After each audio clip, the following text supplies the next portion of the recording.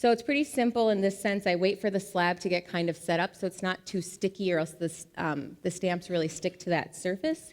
And I just kind of, with some caution, but I also like to be a little bit relaxed about it, but I'll make a line and just kind of let the stamp go across, lightly pressing it. I like the variety in pressure, so sometimes I let that stamp be a little bit deeper in the clay, and sometimes I let it be more shallow, and that relates to the surface at the end. After I've laid that stamping pattern, then I use a bisque mold. So I'll just take my bisque mold here. This is a slab that I set up a bit earlier, so it's a little bit more firm. So I take my slab and kind of gently set it over top. And then I start to trim off this edge. I don't trim it all the way up, though, because I pinch a thinner rim. And if I do trim it to the short edge, essentially, then that edge dries out and I can't pinch it the way that I would like to. So I'm just going to cut off a bit of this excess.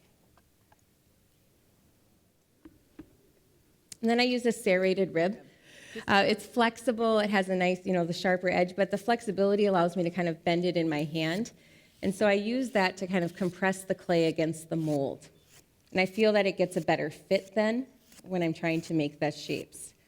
Today I just brought a simple bowl mold with me. And this kind of shape is, I feel like, a very historical bowl mold shape.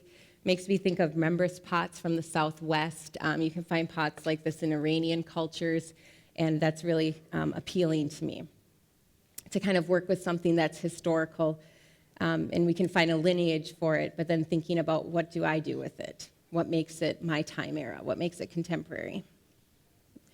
Next, what I'm doing is using my flexible red rib, and on the handout I kind of mentioned some of the tools that I really like, and this flexible red rib is one of them. Once that sets up to kind of soft leather hard still, then I pull it off of the mold like I did kind of quickly at the beginning here, and you'll see that rough, ugly edge that's on there. But then what I do is take the fettling knife and just kind of cut that edge. And then after I cut that edge, then I start to think about, okay, what kind of circle is this going to be? So I just kind of think about that shape and kind of rough it out. And after I've decided what that looks like, then what I'll do is I'll go through and actually pinch the rim on it to allow it to have this kind of more finite edge that becomes more specific to me. But I like to get that generalized sense of where are the rises, where are the falls, and kind of work through it. So this is an example of a bone dry one, just to kind of show you what the pinch looks like with the stamping pattern inside. So then when I start to work towards sidges, it's really kind of like a flow process for me in that sense, and I like to think about painting. So today I'm working with one that's called a warm white sidge, and it's just a graulig or terra sigillata, if you're familiar with it that way, a graulig base with titanium dioxide. And that makes for my warm white. And then my next one is a peach sidge that I call, and it's OM4 as the base ball clay with tin. And then the last one is a medium, what I call medium crocus sidge. If you're familiar with crocus martis, it's this beautiful form of iron, and it's a purple. So what I'm going to do first is I start with my white terra sigillata as kind of my base. And when I do this, one other thing that I'm kind of watching is I'm thinking about, okay, make sure you get an even coat, especially because I have that thin rim. It can be prone to cracking if one area gets too dry or compared to another area. So spread on the first layer. And for kind of the aesthetic appeal, I am looking to get some peeling, so I apply them maybe more thickly than is what would be desirable in traditional application. So I apply my 2 layers first. Nice even coat. So I'm going to put another layer on the front, what I call the front side. And in this case, I'll do 1 layer because I have plans for the other portions. So in this case, what I'm going to do next is use the tin sidge over the patterned area. In a way, this is very similar to color blocking for me. I've also spent a lot of time painting. in undergrad. And so I thought about underpainting and color blocking, and so I tried to carry that over into kind of my ceramic practice. So I'm putting on a layer of the tensage here on the left. On the handout, I included some more technical information about siges and specific gravity and kind of what the ideal thickness is. Specific gravity, for people who aren't familiar, measures kind of in a way like the viscosity of the sige or the thickness. I do it through a water method in a cup, really kind of basic. Use a triple beam balance and take a plastic cup and measure out 100 grams of water, and then put a little mark on it, and then pour out the water. And then you take your scale and you tear out or zero out that cup, and then fill up to the 100-gram line only with sige, and then weigh that. And the goal is that it'll weigh something like 110 to 120, and around, I usually go for 115 to 118. And then when it divides out, it ends up being 1.15 to 1.18. Now I'm just taking a dry brush over top to, bless you, kind of smooth it out. And just kind of wipe it away. When I'm thinking about these weathered surfaces, you know, a lot of times we're aiming to have this perfect application, or at least that's what in my head I'm thinking, like, oh, everything should be smooth, it should be just right, it should be even. But in the way for this process and what I'm interested in, it's more important that it is not, and that I allow myself that freedom to kind of brush it away in spots. Or like this edge is a little too harsh right here, so I might even just take a stiffer brush and kind of poke away at it and scratch a bit. So you can kind of see how it's weathered away over time as I work at it. Sometimes I will apply the washes to this state, so pre-bisque firing, and what that does is it allows the washes to interact with the sige a bit more. It also moves the patterning, moves the marking, so sometimes that's what I'm looking for, sometimes it's not, so I won't do it always. So for the wash portion, I use a salt wash, a soda ash wash, and a lithium carbonate wash, and then I also use a borax wash. And it's combinations of these layering together that makes the kind of end surface result for me. I use the salt wash and the soda wash somewhat interchangeably in the sense that they kind of produce a very similar result. Sometimes I like the salt because I use kosher salt, so it's a little more granular and doesn't fully dissolve, so I can play with the speckling effect of the salt. And sometimes I just want the slight sheen, and then I go for the soda ash. So today I'm going to go for the soda ash. The ratio of these is pretty straightforward. I like things simple in this sense.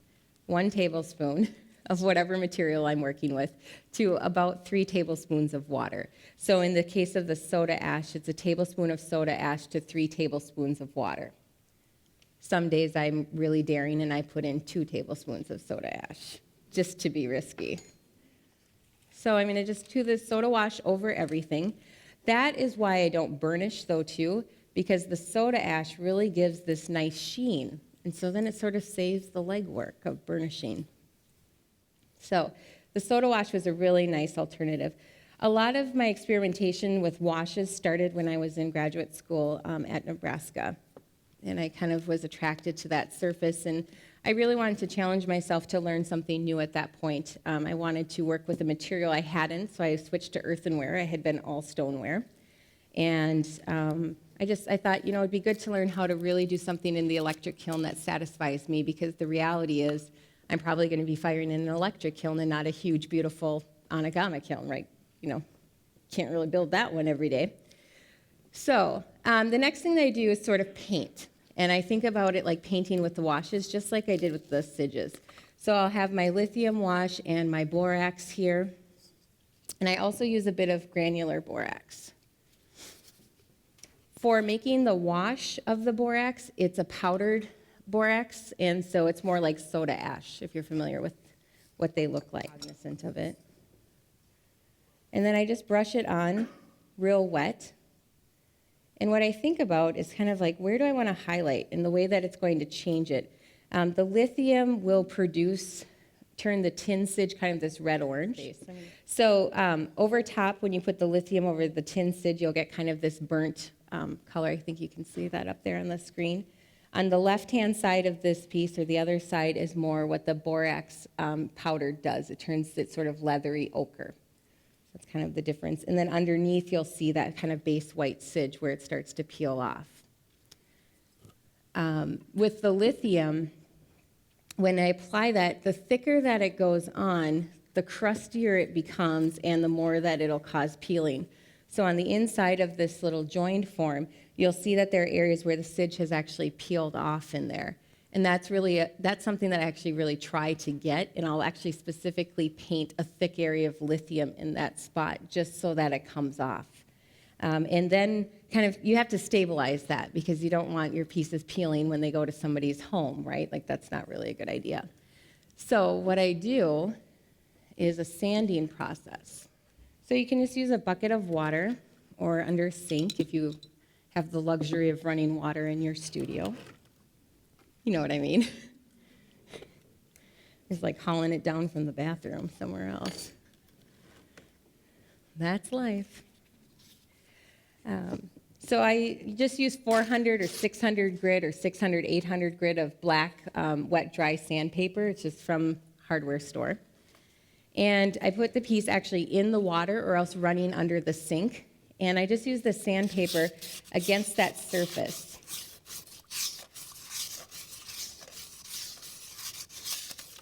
And often I'll do this process 2 to 3 times after they come out of the kiln. So you kind of peel this or get that nice and soft, allow it to dry. Probably do that cycle again just so that it has that nice, soft, smooth feeling.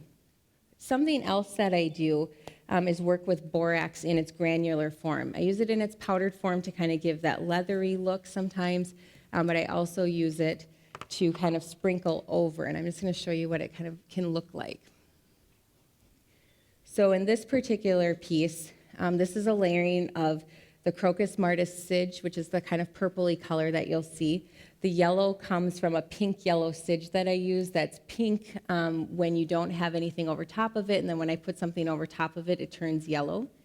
And then in the middle here, this kind of shiny spot, this is from the borax. It just melts on its own, and then it takes on the appearance of whatever's underneath of it.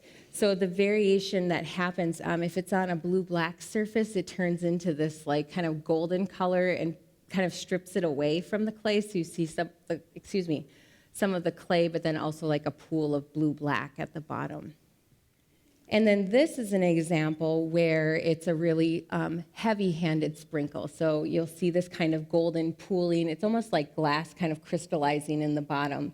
And so I do that in some cases when I want that result to happen, that kind of pooling. Well, thank you all so very much for coming.